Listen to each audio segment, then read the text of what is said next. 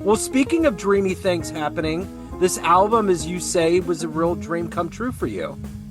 Yes. If you're anything like me, and I think you are, growing up, all the records that I listened to, I would always see they were recorded at Gelder Studios in Englewood Cliffs, New Jersey. And it seemed like just this mysterious place. And then I've been living here on the East Coast since 1980. And in all that time, I never, ever went there. Yeah. And, I'm sure I drove by it several times because going up Route 9 from the George Washington Bridge. But finally, my buddy Steve Johns, the drummer, lives in not far from there. And so let's just go visit. And so we went and, met Maureen and Don Sickler, who are running the place now. And they said, we'd love to have you come in and, record here. And I, played through the amps and got to see it. And about a year or two later, I said, my record previous to this was this big production that we recorded out in Bloomington, Indiana, 30-piece studio orchestra, the Stryker with Strings Goes to the Movies. So I was ready to do another organ trio record with my working group with McClenty Hunter and Jared Gold on organ. And so this seemed like the time. So we that's how we kind of got the ball rolling on that. So when you finally have that dream come true, something you're looking at for that long, is this kind of mysterious yet mystique-filled building. Did you feel the spirit in there? Did you feel a different level of energy? I don't know how you couldn't, Joe. I mean, you walk in and you realize, like, you've seen some pictures, with that brick wall, like there's a famous, the Three Sounds with Stanley Turrentine. There it is. You see, you realize, all the Blue Note records, all the Grant Green, all the Jimmy Smith, with, all the Larry Young, everything, then, the CTI era with all the Stanley Turrentine and Freddie Hubbard. And you realize, man, they made those classic sides right here where I'm standing. It's inspiring. At this point, I mean, I've been doing this a long time, and it was just I think we used that inspiration. It was and it was the exact organ that Jimmy Smith, Jack McDuff, Larry Young had used, and let's not even talk about A Love Supreme Coltrane. Okay, it's like, what? Yeah. That he was standing here when he made that. It's so, yeah, it was. If you were, if you were weren't careful, you could be overwhelmed. But luckily, I've been, I'm getting up there, and I've been doing this a while. So we just mainly used it for inspiration. And Maureen Sickler was Rudy's assistant, as you might know, for several years. He'd never had another assistant, so she kind of knows, some of the secrets about the equipment, and so she engineers everything there, and she got a beautiful warm sound for us, and it was really easy. Just knocked it out, mostly first takes. Wow. So there's a mix of originals. There's a mix of covers. Full on the Hill. There's a Parker cover. What was your vision going in? What did you really want to do with this working trio in such a hallowed place to record? Well, we had, we had been working up new music, new arrangements, and things from doing gigs so much over the the last since. The last trio record would have. Well, actually, we did the record before the Stryker with Strings Goes to the Movies was called Groove Street, and that was our organ trio with Bob Mintzer. So, as you're gigging and stuff, you start writing some new music and start kind of compiling things that you've been playing on the gigs. That's really what it was. It really was the repertoire that we've been working on. and one of the tunes on there I named "Waiting for Ruby" because that's my granddaughter who was uh, going to be born. We did it in July. I think did we do it in July? Anyway, yeah, and then she was born October 2nd. So there's that, and I wrote a blues. I said, a new blues kind of shuffle. The record starts out called. We ended up calling it Van Gelder's Place, and the title track was something I've been working on. That I brought to Jared at the gig, and we started playing around with Blue Fire, and we had. I remember driving to a gig one night and hearing that Sergio Mendes had passed, and I started thinking about how much I liked his music, and a tune that jumped out was "Fool on the Hill." So when I got to the gig, I showed Jared the chords to that, and we started playing that one, and then we came up with our own arrangement of that. I asked Jared to write a tune. He wrote a tune called "Back and Forth." It's really great. And Dexterity, that's something I've been messing around with for years, playing Charlie Parker tunes and coming up with a different arrangement of Dexterity.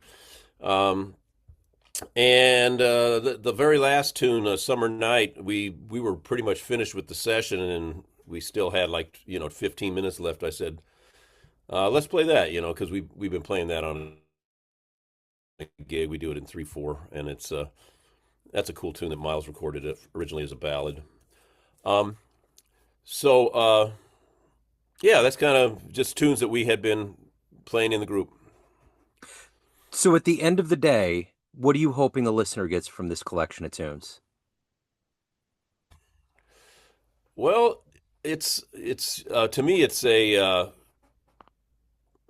there's a combination there of getting to hear the working trio, but also that sound of Rudy's, and that maybe they can join in our joy of getting that experience of recording finally at that legendary studio, and the warm sound they got, and our happiness, and the feeling that we had recording, that maybe that translates to the listener, the joy we had, And excitement. yeah, no, I totally get it. And speaking of that joy, the thing that's changed since the last time we interviewed is that America has kind of entered this very strange place. Lots of things that have happened that have made things tense. Do you think more and more about delivering music to people right now that allows them a little bit of joy, a little bit of an escape from the headlines, something that may help us all feel a little better about what's going on right now? Thanks for asking that, Joe, because it's, you can't get away from that. I mean, it's uh, what's happening, the negativity that's out there, and the insanity that's going on. I agree totally that, that's all we can do really is try to put out beautiful music in times like this, and give people something to that might take them away from what's going on in the world, and just cool things out a little bit, and enjoy some music. I know it's work last night. My wife and I were having dinner, and I just had to turn off the TV. My God, she said, let's put on some music. So I'll put on some Bill Evans, or Pat Metheny. We were listening to Pat Metheny's new record. It's let's listen to music, and just there's it's a way to just for a moment to escape Yeah. some of the bad stuff going on. Yeah, totally. So what are you doing as far as touring, as far as presenting this album live? What's going on? We're hitting the warm months now. What's going on with that? Well, I keep busy with local gigs in New York and New Jersey, as well as some traveling, touring. I teach at three universities up here in North Jersey: William Patterson, Montclair State, and Rutgers. So that keeps me busy 3 days out of the week. So I keep busy, and we play with the record doing pretty well. It's up. I got up to number 2 on the Jazz Week charts last week. uh, you know, playing the music from the record on the gigs, and we're playing it.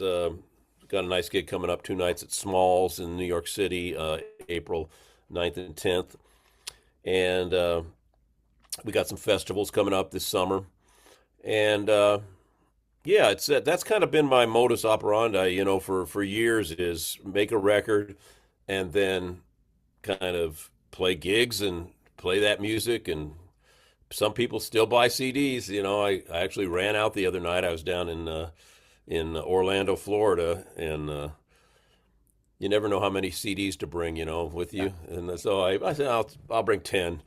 And man, I had a line of about 25 students and people like I'm like, what? So I was kicking myself for that. So you never know. Some people will still, I sometimes say, look, you can buy the CD from me, and then you don't have to feel guilty about streaming it. That's I think I'm right. going to start using that line because it worked that night, and it was mostly young students. Yeah. So there's still some CDs players out there, I think, but that's the idea. Make a record. That's what I love to do get that opportunity to go in the studio and create some music. Um, I was in December. I went to Cologne, Germany, and was a guest with the WDR Big Band again. We had done a record that came out back in we recorded it in 2019, but it came out in 2020, right when the pandemic thing hit. But it was with the WDR Big Band over there. There's a full-time working big band in Cologne, Germany. It's state sponsored, and Bob Mintzer's the chief conductor and arranger there, and he's a good friend of mine. And so they had come over here actually in February of last year and did a little tour of about 10 dates, including Birdland in New York and Pittsburgh and different places, and asked me to join them. And after that tour, they said, hey, they invited me back. So in December, Bob and I collaborated, and he arranged some music of a tribute to Stanley Turrentine, and from a lot of it from the Stanley Turrentine Shirley Scott era. Speaking of Blue Note and Red Gelders, right? Yeah. Um, so it came out great, man. So I think that'll, they're going to start mixing that, I think, in the summer, and maybe that'll come out sometime next year. You know, you cut your teeth. You spent a lot of time with Stanley and Jack McDuff with Legends early on, and we always talk about what the legends and elders teach younger players, but those guys learn from you as well. What do you think? What do you get from playing with this working trio of Jared and McClenty, with their youth and the way they see music? How do you learn from them? What do you get from working with them? Well, it's really a great trio for me because, and that's a great question again, because if you have great musicians with you, it makes things a lot easier. I've learned that a long time ago. Get the best, Yeah. because then you only got to worry about yourself, and that's the case. I mean, Jared is 100% or 125% always. You just know it's going to be solid. McClenty has such a great groove. And he recently moved down to Orlando, Florida. He took the teaching position at University of Central Florida. So I've been using a guy named Steve Johns, a longtime friend of mine. So gigs up or here, but we still, do gigs, bigger gigs and stuff around here. He'll come up for certain gigs, but it's just we're used to playing together. There's nothing like it. It's going on. It's 20 years with Jared and probably 15 years with McClenty now. But it's interesting because when I went along after I worked with Jack McDuff and all those guys, I stopped playing with organ for many years. I had a group with Steve Slagle for quite a few years. Just guitar, bass, drums, sax. And then I started recording for Steeplechase, and at one point I did a record, and I said, hey, I think I did the first organ record for Steeplechase. I had young Larry Goldings, and then I also brought in a few years later Joey DiFrancesco, young Joey D, and but I still just wasn't playing any organ gigs. But a club opened up in West Orange where I live named Cecil's, and it was Cecil Brooks III's club, and they had a B3 in there, and that's where I met this guy Jared Gold, a young guy, and immediately heard like this guy is not playing, the traditional licks that I'd already kind of done that, with McDuff and Jimmy Smith, all the guys I got to play with. He was playing it more modern, kind of his own harmony. So to me, that's to answer your question about what do they bring. Well, I can play my way, which is sometimes coming more rooted out of the blues stuff and mixed with Jared's more modern kind of Jared Gold type harmony things, and locked down with McClenty's great groove. It makes it really easy for me to have younger players like that, and they're not so young anymore. But like I said, when I first started playing with them, they were younger, and so was I. So when you look down the road to the next recording, how does it work to get back to Rudy Van Gelder? Is this a every once in a while, or how does this work as you progress down the line? A good question. I hope that Maureen and Don Sickler, her husband, can continue to maybe bring in apprentice some young engineers, or engineer at least, to learn some of the ropes that Maureen knows, because she's 78, I think, and I hope it will continue. The place has landmark status, I believe, now, so I hopefully it's not going to be torn down and turned into a bank or anything. Yeah. I think it really is a historic place. And it's very nondescript. If you drive, you would never even know it's there driving up the Route 9 highway. Yeah. But I would love to go back there at some point. Like I said, the next one will be recorded in Cologne, Germany, and but it was we'll just see what happens next. Yeah. Right now I'm just digging this record that just came out, Blue Fire. Yeah, I love the WDR big band. In fact, I'm putting a track with Kurt Elling on this week, so I Oh, always love it when material comes out. It's always so welcome. right. Such a powerful group. Really, totally. They're so tight, and it's not many full-time working bands like that, Yeah, for anymore. sure. So from a dollars and cents standpoint, obviously people can stream it. I like to herd people to buy and download the album. Is Bandcamp the best place to It get? really is. That's one of the best things we have going as our independent artists now, because people can download it or order CDs and sometimes vinyl right off my Bandcamp page. DaveStryker.bandcamp.com. It'll take you there. And if you go to my website, DaveStryker.com, that'll take you right to the Bandcamp page, and that's a really great thing for us to have. Right on. And I will put links in the show notes so people can catch up with tour dates and festivals and all that. Great. Dave, it's great to see you in the flesh, sir. Congratulations on being a grandfather. Best of luck on the album. I love it, man. I can't wait to profile it on the show. Thanks, Joe. I love your painting back there, by the way, too. Oh, thank you. Cool. Yeah, I'm a visual artist on the side, so it's one of my originals. Oh, really? Yeah. Oh, that I like it even more. Thank you very much. I appreciate it, man. Thanks, Great man. to catch up with you. Thank you, man. Neon Jazz.